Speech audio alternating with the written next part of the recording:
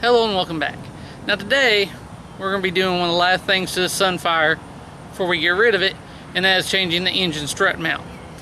Now the engine strut mount is known for going out and causing various issues. Usually it causes the motor to bounce around under the hood when you shift.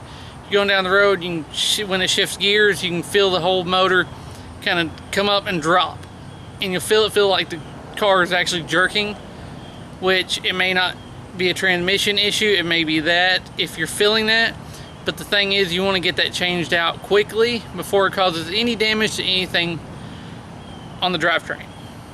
So I'm going to show you where it's at and how to change it, and it's pretty easy and you can do it at home. Now for most of y'all, you're probably going to do this on the ground like I am. You don't have access to the lift. So our strut mount is actually, there's the first bolt and there's the other bolt. It's right here. Now this is the passenger side, close to the front.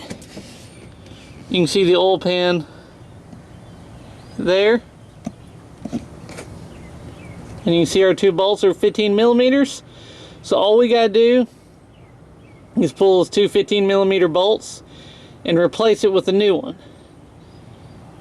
Now just be careful, because you may have to wiggle the motor around a little bit to get the bolts to go right back in. But we're going to go ahead and just remove the old one and double check it with the new one just to make sure it's the right one. Alright, now we have our new one. It matches the old one. So we're just going to put it back up in place, put our bolts in, and tighten them back down. Now one of the best things to do is start here, line it up, put the bolt in, and now right here the engine will move, and you'll have to try to move the engine back, get the holes lined up. Now if you're on a lift, this is easy to do. You can probably grab it by hand, but since we're not, I actually got a crowbar. So there's a backside hole where it's touching the backside of the strut mount, so I can pry it just a little bit and try to line the hole up. Now one thing you may have to do is just get it the height too. Let's see. Tap it with a little hammer if you have to. And once you got it and got it started, you're good. Then all you want to do is make sure to tighten everything back down real good and tight.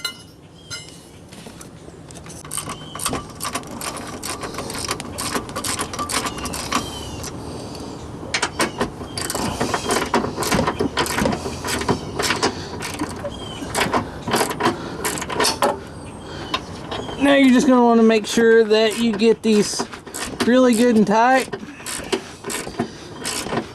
just to make sure nothing ever comes loose going down the road. Now there's a few ways to do that. Obviously a lift is the easiest way, and right there is pretty good. If you got enough body weight and you're on the ground, you could probably lay on your stomach and push, or lay on your back, use your foot up against the wrench and push it back, make sure it's good and tight, if you can't get it tight enough by hand. Or if you have trouble under the vehicle getting good leverage. Alright, there you have it. We changed it out. It's pretty simple, pretty quick, easy to do. You can see we did it right here in the driveway, and really all we used was a crowbar, a hammer, and a socket wrench with a 15 millimeter socket. That's all the tools it took, and it really didn't take but 5-10 minutes.